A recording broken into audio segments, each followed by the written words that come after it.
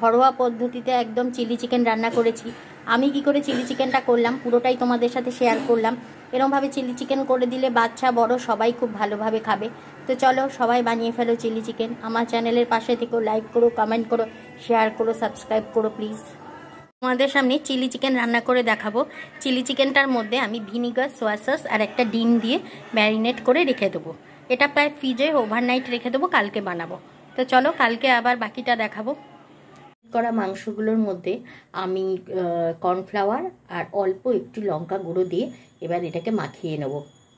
অল্প একটু লঙ্কা গুঁড়ো দিয়ে এবার মাংসগুলোকে মাখিয়ে নেব, মানে পকোড়ার সাইজে ভেজে নিতে হবে। তাই কর্নফ্লাওয়ারটা দিয়ে দিলাম। কর্নফ্লাওয়ারটা দিলে বেশি কর্নফ্লাওয়ার দেবো না, তাহলে বেশি কর্নফ্লাওয়ার দিলে একদম গায়ে যে একটা কোটিং পড়ে থাকে সেগুলো আবার আমাদের খেতে ভালো লাগে না। অল্প কর্নফ্লাওয়ার দিয়ে আমি মাংসটাকে মাখিয়ে নিলাম। এবার মাংসটাকে পকোড়ার আকারে ভেজে ভেজে তুলে নেব। মাংসটাকে খুব ভালো করে মাখিয়ে নেব। এটা ইয়েটা মাখিয়ে কর্নফ্লাওয়ারটা মাখিয়েও প্রায় 5-7 মিনিট রেখে দেবো। রেখে দিয়ে তারপর ভাজবো। এরপর পকোড়া ভাজার সময় তোমাদেরকে দেখাবো। কড়াইতে সাদা তেল চাপিয়ে দিয়েছি। এবার আস্তে আস্তে একটা করে পকোড়া ভেজে নেব। দেখো তেলটা বেশ গরম হয়ে গেছে। এবার আমি একটা একটা করে মাংস ছেড়ে দেবো। একদম ডিপ লাল করে ফ্রাই করে নেব। পকোড়াগুলোকে ডিপ লাল করে ফ্রাই করে নেব।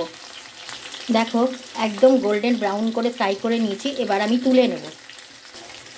দেখো সেকেন্ড লট পকোড়াগুলোও আমি দিয়ে দিয়েছি, চিকেনগুলোও দিয়ে দিয়েছি। এবার খুব ভালো করে আমায় ভেজে নিতে হবে। দেখো আমি সমস্ত পকোড়াগুলোকে আমি ভেজে নিয়েছি। সমস্ত পকোড়াগুলোকে ভেজে রেখে দিয়েছি। এবার এই তেলের মধ্যেই এখানে ক্যাপসিকাম কুচি, পেঁয়াজ কুচি, রসুন কুচি, কাঁচা লঙ্কা কুচি আর একটা টমেটো, এটাকে খুব ঝিরিঝিরি করে কুচিয়ে নেব। আগে আমি তেলের মধ্যে পেঁয়াজ কুচি দেব। দেখো আমি পেঁয়াজ কুচিগুলো দিয়ে দিয়েছি। পেঁয়াজ একটু ভাজা ভাজা হলে রসুন দেব গন্ধ হওয়ার জন্য। পেঁয়াজটা ভাজা ভাজা হয়েছে। পেঁয়াজটার মধ্যে আমি এবার রসুন কুচি দিয়ে দিলাম। তার সাথে কুচনো কাঁচা লঙ্কাগুলো দিয়ে দেবো। ক্যাপসিকাম কিন্তু অনেক পরে দেব, আগে এগুলো ভাজা ভাজা হোক। এবার টমেটোটা কুচি কুচি করে দিয়ে এর মধ্যে নাড়াচাড়া করব। দেখো আমি টমেটো দিয়ে দিয়েছি। এবার এর মধ্যে আমি এখনও কিন্তু নুন দেবো না, কারণ আমি তো সোয়া সস দেবো। সোয়া সস দিলে নুন দেবো না।